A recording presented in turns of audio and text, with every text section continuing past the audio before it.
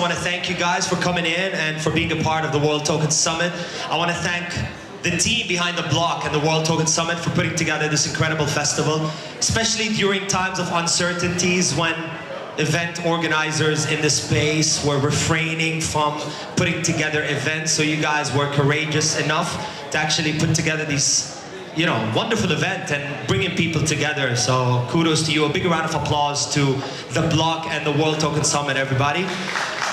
So, today's discussion talks about a very simple yet a very powerful idea. In today's tokenized economy, of course, success might seem like it's driven by money, but there is more to it than just money. Of course, capital matters, but so is intelligence, so is talent, connections, the resources that you have, and we're going to be talking about each and every single element. But the main question is, right, which one of these pillars, let's call them, matter the most, and how do they come together actually to create an impact, to create a lasting advantage? We're going to be talking about each and every single pillar and each of our guests' view on them. So to get started, right, how about we do a 1-minute introduction for each of our guests, more than just, the name and the title, just so that people can understand exactly what do you do. So Franco, maybe we'll start with you. First of all, thank you so much to be here, one of our at TheBlock at the World Token Summit. It's a pleasure to be a part of this great event. I'm here like 14 years here in Dubai. I'm the co-founder of EcoX Network. We are proud of the ecosystem here in Dubai regarding organizing and putting people together in tech, blockchain for many years, since almost 10 years. So me, myself, I'm German, Italian. So I left my country a long time ago, but not in a bad way, in a good way. So just to discover this beautiful country that gave me a lot of opportunities. And to make it simple, we are a community-driving network company, and getting all the dots together here in Dubai, and with all these beautiful people. And here, my friend also. Hey, how are you doing? Oh, good. Yes. And that's it. So go with the flow, just pass the mic. And again, happy to be here. Thank you so much. Hello, can everyone hear me? Yeah. Yeah, okay, great. Hi everyone, my name is Danosh. I'm the CEO of TheBlock. Really great to see all you here today, and thank you for joining us for this hopefully very insightful panel. We got some great people with us here today. Most of you guys I already know from before, so great to see some familiar faces. My background is, I joined in the crypto space back in 2016 when things were still quite new, quite fresh, and obviously I've been through 3 cycles now. That's how I evaluate my experience in the industry. I like the way that you put it in. Yeah, 3 bear markets. That's, instead of saying how many years you've been in the industry, you just say how many cycles you've been through. So I've been here with 3 cycles, seen it all, and prior to TheBlock, I was part of the founding team of ArtStyle. We built one of the largest Web3 communities in the region, and decided to join TheBlock about 1.5 years ago to essentially build on that and create one of the most powerful Web3 ecosystems for institutions in the space and help them to really grow and succeed here in this region. Thank you, everyone. Hey, It is working. It's a bit low, but yeah. Raymond Ratty here. Thank you for the opportunity. Yes, great work, Danush. I mean, this is amazing. When you were talking about TheBlock more than a year ago, I mean, I didn't envision this. So this is more than what you actually say you guys will do. So great, thank you for that. A little bit about me.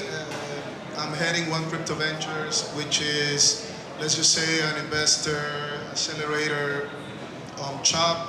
We have incubated and accelerated more than 10 projects in the space. A survival tool of few cycles.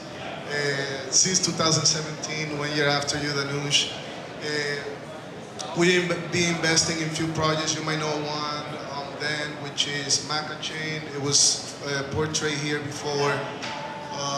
And few others in the space, actually working along with Safe, Franco, and other people that are here. So Great. A little bit about me. I started as a diplomat. I work at the United Nations in New York on economic issues. I went on to then work on the private sector after that, and that's what led me to work in Web3 since 2017. So yeah, thank you for the opportunity. Hi everyone, my name is Andreas. I'm the CEO of M1. M1 has 3 verticals. Basically we do software development, but we've been working in what is now Web3 but blockchain since 2015. So I've seen a lot of the projects come through and we've helped quite a few of them from their development and technology enablement perspective. So happy to be here, and this is a great setup with the blog, and appreciate to be up on stage to discuss this important topic. Oh, wow, it looks like I'm sitting with my extended family right here on stage. Hey guys, my name is Sarah Fatima Ahmed. I'm the co-founder of Kryptonite UAE, an online Web3 media publication from Dubai. I started off my journey in 2021 with a decentralized social media platform, and then I went ahead and joined in hands with Mario Nafal and invested in female creators on that same platform. And then later I started off, we founded Kryptonite UAE. Now we are partnered with 140 plus conferences across the globe, starting from Consensus, Token 2049, Dubai, Singapore, Trials Blockchain Week, and many more. Thank you. Everyone, how is everyone doing? Good. Lovely. So, my name is Vaibhav Ali, but for people who perhaps can't pronounce my first name, you can call me Wali.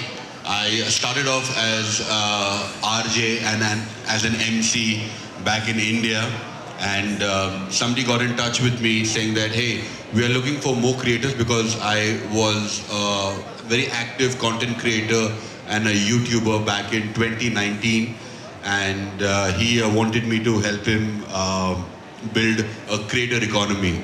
And I had no idea what he was talking about. And clearly, me being an Indian, I thought, there's somebody else trying to scam me, and how is that possible? Because we know the ropes. And the guy turned out to be Mario Nofal. I invested on his behalf about $300,000 in the space of micro creators, helping them understand what creator economy is and helping them start off. Sarah and I, we were his teammates number 1 and teammates number 2 for the Roundtable, which is the biggest Twitter spaces that happen. We helped them take off the ground, and I'm glad that we were part of such an amazing team. After that, we went ahead and we founded Kryptonite UAE. I also do a podcast where I drive people in my car and I have a conversation with. I call Yatsio, the co-founder of Animoca, as the co-founder of my podcast, because the idea of having intense conversations around life, around work, and around family started with him, because I was driving him in my car, and we had this conversation, and thus the eureka moment of doing a podcast where I drive people in my car, have a conversation with them, and I also take them for some kadak, by the way. So I'm being true to the UAE culture. That's me. Thank you. Amazing. We're going to need more than 30 minutes, by the way, to do this panel discussion, but it's great to have you guys over here. We'll try to cover as many topics as possible throughout this session, but we're going to start with the first question. Since we're talking about conversions, which one of the pillars that we discussed earlier, George spoke about earlier, which is money, brains, connections, brings the most amount of success to any project that's out there in the market? Or let me put it in a different way, if you had to choose one of these pillars to bring the greatest edge to your Web3 project, which one would you choose? And Raymond, since you're looking at me, I'm gonna direct this question to you. Okay, it might be a little controversial, but I tell you what I think based on my experience. See, you could have connections, you can have money, but what matters is your experience, your brain. And I will tell you why. Because you might have a great idea going to market, And now you will have the investors, you will have some knowledge of some people, but if you're not prepared, if you don't have the skill set, okay, to drive that venture forward, you will not succeed, okay? In business, it's not so much your idea, it's who's implementing the idea.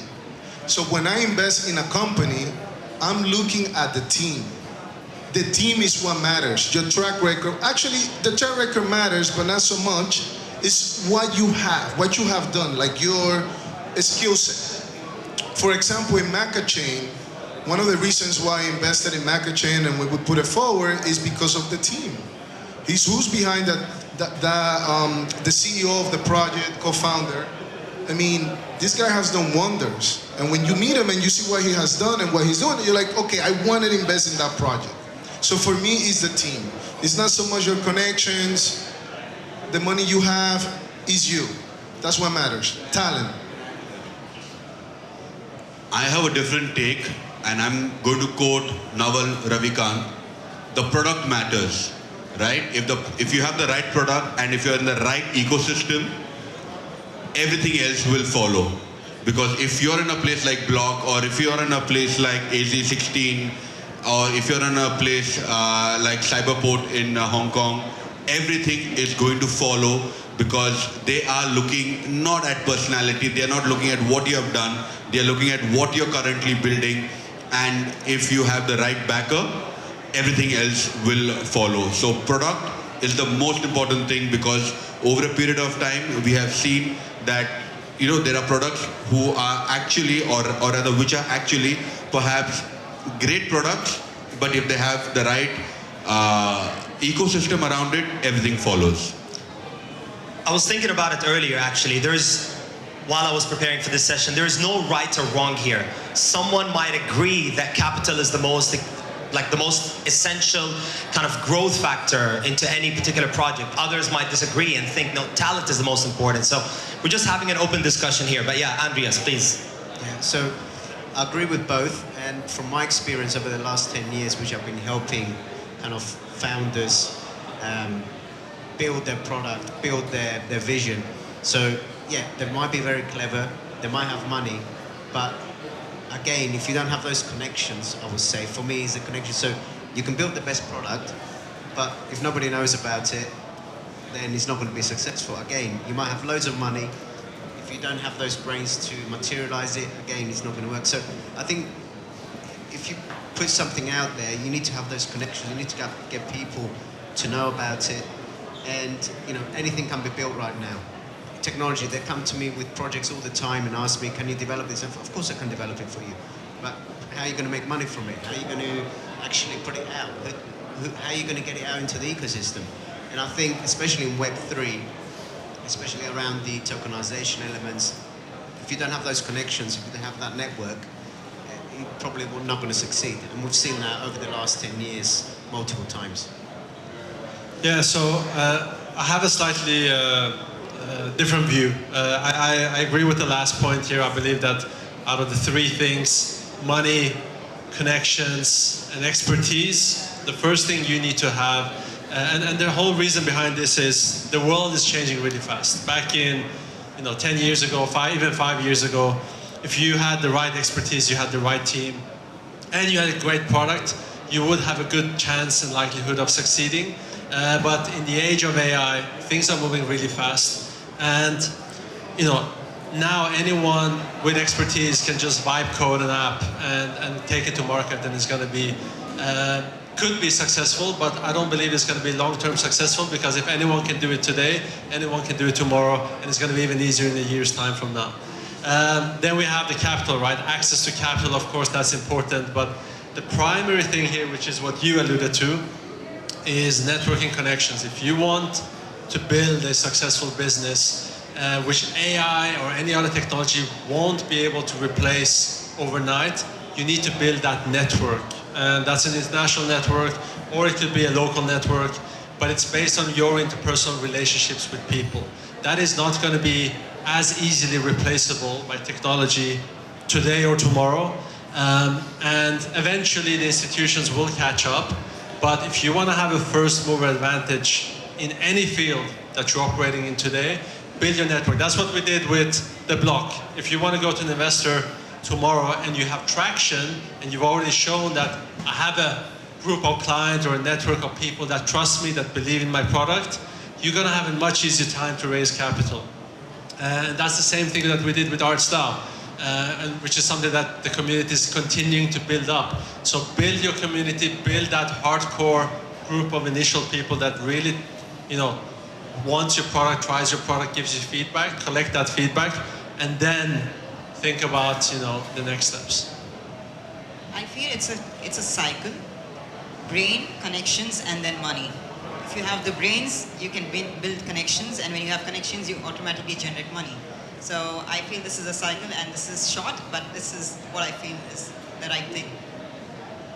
So, I'm doing as you said, the network, right? So I'm doing networking over 10 years now, in tech, blockchain, or whatever. So I'm seeing hundreds of projects that was pitching to me, and all they had the same. They had a great product, amazing. It was great, but they was missing the community. They was missing the network. They approached me so many times on a weekly basis. People text me every 2 or 3 days. Some projects is hey Franco, are you building since over 10 years community? Is you holding a big database? You have a lot of experience. Yes, I have experience, but of course, I'm filtering, I'm listening first. I always tell people listen first, think, filter, and then go ahead. Because as we know, the tech community are not in general it's a great industry, it's a great network, but we still should be also careful in this industry what we are connecting to. So it's about reputation, it's about trust, and if you do in a level that people are trusting you, I'm always more happy to help. So I think the community network is one of the major things in combined with the product, and your personality, it's about trust. If somebody trusting you and your community, you can go to the next step. Danush, this is a question for you. With TheBlock, you guys are at the center of one of the most active Web3 ecosystems. I want to know why you and the team have chosen Dubai, and why do you think Dubai has become, especially in the last couple of years, for obvious reasons, but I want to hear your take on it, why Dubai has become a magnet for builders, for institutions, for capital from all over the world to come and reside in this region? Thank you, Saif. So the reason why we chose Dubai as the kind of center point for TheBlock was we looked at different locations, Europe, Asia, US, and everything was pointing to Dubai. All the European companies were relocating to Dubai. The regulatory framework was improving and changing here. The ecosystem already existed since many years back in Dubai. Dubai has always been at the forefront. It started with the Crypto Oasis community back in 21, and then it kind of grew from there. So first of all, taxes, not having to pay taxes is something that most companies find attractive. And that compounded with the fact that you actually have legislation and VARA and the regulatory landscape, which is pro-crypto, makes Dubai that perfect place. And then geographically as well, you have short access to Asia, it's close to Europe, and of course it's a bit further to the US, but I guess US is the biggest competitor to the UAE in terms of crypto. Amazing. Andreas, maybe this is a question for you. Since you're constantly exposed to new and up-and-coming projects, you've built projects yourself, you've helped other people to build projects. What differentiates, within the parameters of MBC, which is Money, Brains, and Connections, what differentiates projects that stay and resonate with the people with the projects that are what I would like to call them as pass buyers? They think they have it all, but then as soon as they launch, as soon as they go to market, they fail. Yeah, that's an interesting one because, as I said, I get... And I'm sure you've seen a lot of pass buyers. Exactly. So the idea is always good, but then once you start asking them the right questions, you realize straight away that they either think, especially in the past, from around 2017 to 2020, those 3 years, every project that came to us to develop something They just wanted to launch a token and then sell it and make loads of money. That's basically what they were trying to do. And pretty much 99% of those failed, as we know. Now, the ones that actually, and the ones I took on and developed over the years, are the ones that I've seen that for them, the Web3, the technology was kind of a byproduct. They went in with something that was real and was tangible, and they wanted to build something rather than, and take advantage of the token economy that was actually, that it gives us, rather than, you know, try and scam it, if you like, and make money out of the token. So those projects are still live. I've got projects that I've developed over 4 years ago. They're still going, and we're building phases, we're reiterating. So those are the true projects, I would say, that, you know, see the time, and those are the ones that are going to be really successful. See, now we were talking about the talent, money, and sometimes you have to see now, if the question comes into like, okay, what project has the ability to stay relevant, let's just say. When a founder comes to us and I see that the project has to do a lot more with the trend, like a lot of people now, oh, I'm doing AI. Dude, I met you like 2 months ago and you were doing, I don't know, architecture. Now you're doing AI, and then, like, now I know that what you're doing is just something for the moment. So now I actually won't care what you're presenting to me. I go back to the talent part and the person. I'm like, nah, I don't want to be involved with that project. Now, when you see that the project itself, when you use your brain and you see that has real usability, you know that there is a market, you know it's solving a problem, now you start looking into the project. Now you say, okay, look, it makes sense. Let's see. Now, because sometimes you find a great project, but the marketing, what we were saying, the marketing approach, the go-to-market strategy doesn't make any sense. But it's a great project. And then it goes back to what I'm saying about talent. The team is not prepared to execute that. It happens a lot. Great developers, great people, great ideas, they put it together, but they don't have a clue how to go to market, how to engage people, how to do customer acquisition, which is the most difficult thing, I would say, after you have something ready. Customer acquisition, depending on where you are, it might be more expensive than in other areas. But it's tricky, it's difficult. Goes to what Franco is saying. That's why when people have something, they come to you because they know you go to market, you have an audience, you have a database. So that's where the connection part comes in. So, yeah. Exactly. There's many times, I don't know how many, that I've told people, guys, I'm not going to take your money, I'm not going to develop anything because I don't think you've thought it through properly, I don't think it's going to work. There's no point me going and developing something that I know and I believe that it's not going to work. And I've told many founders this, that have come to me. So I think just to be honest and transparent, because a lot of the development houses out there will just take on any project just to develop it. But we're slightly different. We actually more vested as a partner, technology partner into those projects for the long term. So, you know, you see those straight away, and a lot of them are just told, sorry guys, but it's not for me, you need to find someone else. I feel like a lot of projects, a lot of stories in Web3 sound absolutely exciting on paper, in principle, but a lot of them fail during execution. And I fell in this trap myself with a project, you know. It looked great on paper, but then when we went to market, I was like, it exceeded my expectations in ways that I couldn't handle it anymore. So maybe Kryptonites, you guys can have your take on it. What operational discipline needs to be taken before launching a project, before you go to market? First thing I want to add on to what Ray was saying a little earlier, that, you know, you meet somebody doing a project on maybe RWA and 2 months later they are doing AI.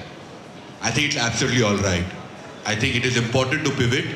It's important to know what's not working and to move on to something that is perhaps more relevant, because believe it or not, trend is going to be your friend. Trend is your best friend. Unfortunately, it keeps changing, but pivoting is most important.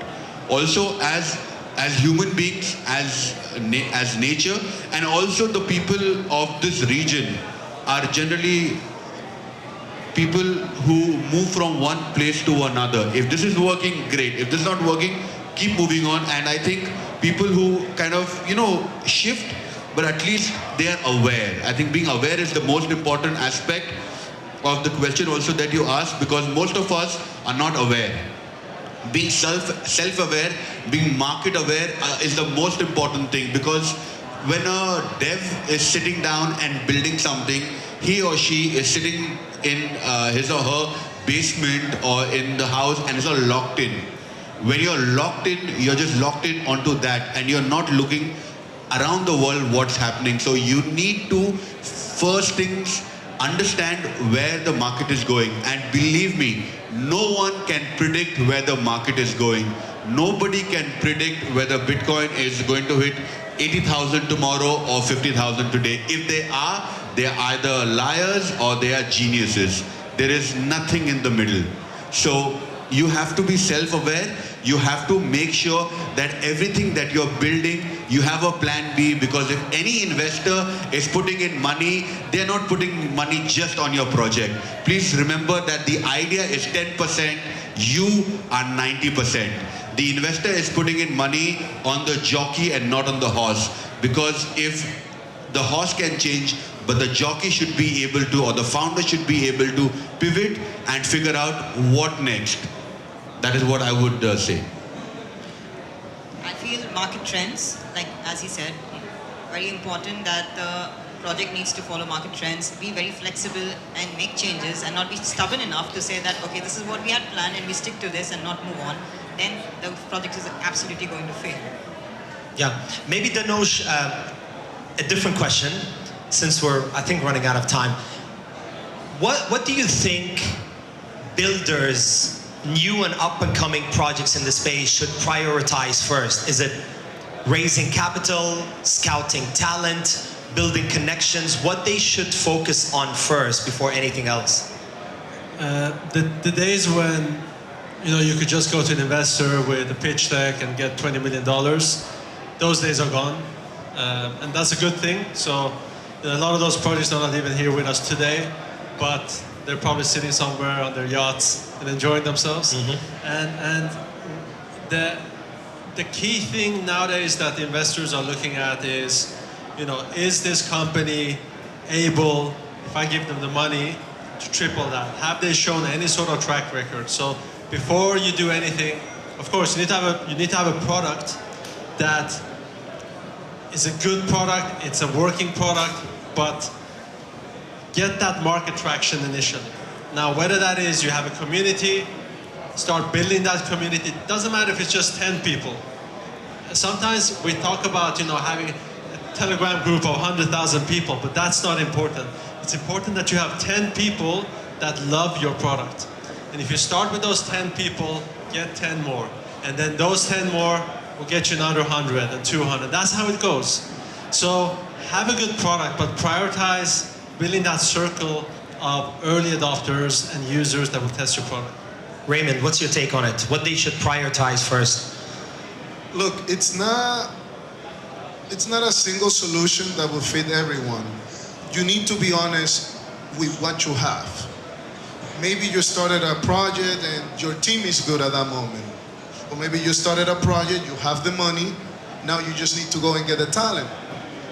It depends where you are. Like, it's not like, no, focus on raising money. No, it's great projects that you can raise money with them at the beginning. Now, are you going to execute that idea? Maybe not. I just think that you need to be realistic with yourself to know where you are and then approach it from there. That's it. I guess each meal has a different recipe, right? Pretty much. I think the narrative, most of the founders miss out the narrative, right? And what Dhanush said was bang on. It doesn't matter if you have 10 members in the community, as long as there is conversation going on. We all need a sense of belongingness, right? Like, for example, Dubai is one place. Like, I say that Dubai is the best city in India, is the best city in China, Dubai is the best city in Lebanon. Dubai is the best city in the world, because It doesn't matter from where you come, you will find your tribe and you will be able to vibe with it.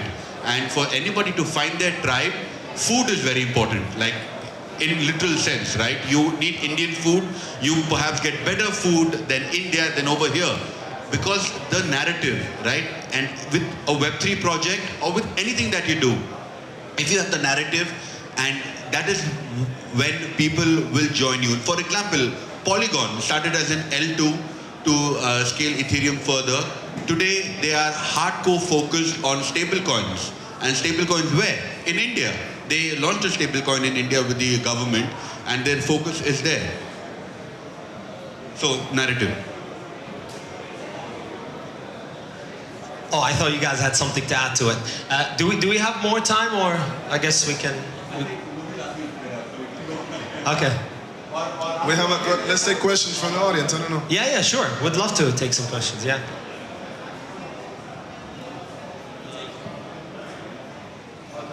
Okay, I just met a lot of investor and founders, and mostly founders have very, very specific idea, and they stick with this idea for a long, long time until they figure out this idea is not realistic.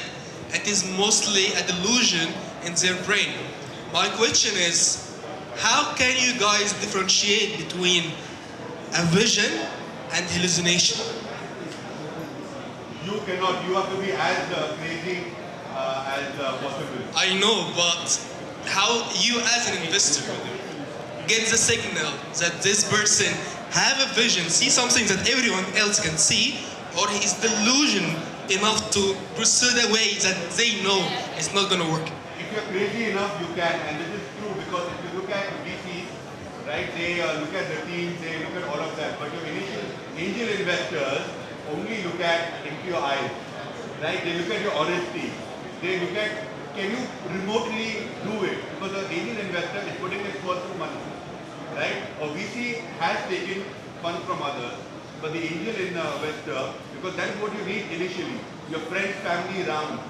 People tend to miss out on that, but that's very important. And honestly speaking, nobody can differentiate if you can pull off the idea or not. It is only after meeting 5 times, 10 times with you, everybody has got different signals. How you're dressed, have you combed your hair, is your shoe polished, are you, how do you order food, how do you order your coffee. These are their own personal bandwidth that they see. Like they're looking for red flags more than they're looking for green flags. Thank you. Look, I look at this from a different perspective, right? And there is no right and wrong. So investors are not created equal. Investors value different things, okay? When I look at a project or something that I personally invest in, what I'm looking at might be different from what Danush might be looking at. So you need to understand that and be also honest to yourself that you will not be able to cater to everyone. So be true to yourself.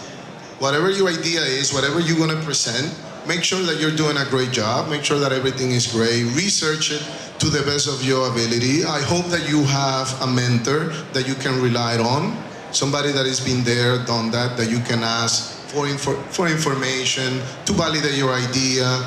I'm hoping that if you found in a project, you have at least a network of people that you can rely on. I'm hoping that you also have family and friends that they are going to invest in you and not on your project.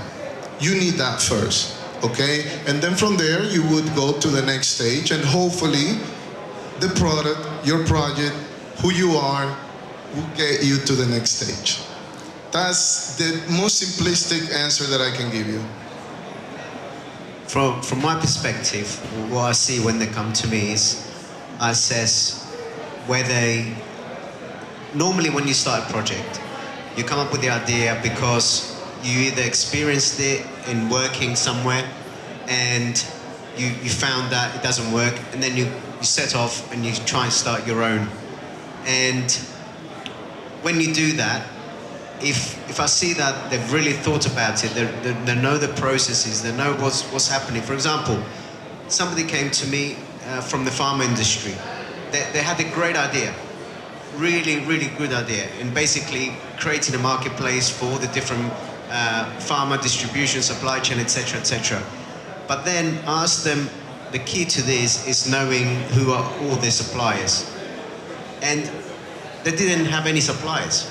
And I said to them, well, how are you going to do this? Yeah, we're going to reach out to them. Well, but if you don't have that connections and that network to get those suppliers into your supply chain marketplace platform that you're building, it's not going to work. And obviously it didn't work. So again, that is, I think, what you need to do and assess when you see somebody. They've come from somewhere, they've identified the problem, they think they can build it, but can they actually, do they know that industry well enough? Do they know that specific problem that they're trying to solve well enough that they can execute on? Everything else you can build on, you can get the money, etc. But if you can't actually realize it, that they know it well enough. For example, you've set up your project, you probably come from an events background, event industry, and you've seen what you can do better. So this is, and somebody saw that and you've developed it, and you've visualized it and you've materialized it. Not many people can do that. Any other questions before we call this a night? Yeah? On MBC, money, brains, connections. You want to add something? Yeah, I just want to add one last point. So the difference between your vision and delusion is traction. Have you been able to demonstrate that someone is actually willing to pay for your product? So most founders, they fail because the business plan into perfection without even taking up the phone and calling one of their potential clients and asking them, are you willing to pay me for this? Because when they do that, they will discover that the client might have another supply for that, or X, Y, and Z problem.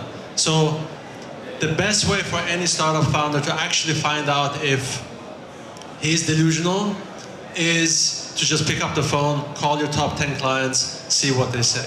And even if they're willing to not part money right now in advance, which would be the ultimate goal, it is to get them to say, yes, I would pay. Okay, how much would you pay? And then you know where you can price your product.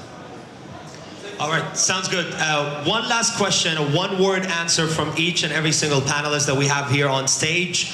What will matter the most in the next 12 months? Is it money or capital? Is it brains, which is talent, intelligence? Or is it, what was the last one? Connections and relationships. You've got to choose only one. And no elaboration. Network. Network. Franco? Same, network. So you can have the best product, you can have money, everything. One word. Network. Network. All right. All. No. You've got to choose one. You say one word? I said all. One Guys, out of all. I would say money. We're in a war, especially in this region. So at the moment, whoever has the liquidity is going to win. I feel network. I'm going to say brains, because if you have the brains, then you're going to have the network. Yeah, hold on, Ray. Hold on, chill. So if you have the brains, you're going to have the money, and you're going to have the network. We said no elaboration. Brains. Show of hands, just out of curiosity. If you guys think network is the most essential thing, raise your hands. Okay. Money, capital. And then what was the last thing? Talent or brains? Okay, so I guess network wins out of everything else. Well, a bigger round of applause to all our guests here on stage. Thank you for joining us and for being a part of the Block Festival, the World Token Summit. And yeah, we're going to be here for the rest of the day and look forward to seeing more talent coming into the stage right now. Thank you so much for having us, Dhanush, Adele, Seth, Franco, everyone. Amazing Thank panel. you. Come take a quick group photo just to mark the memory. Please come together, and thank you for the audience for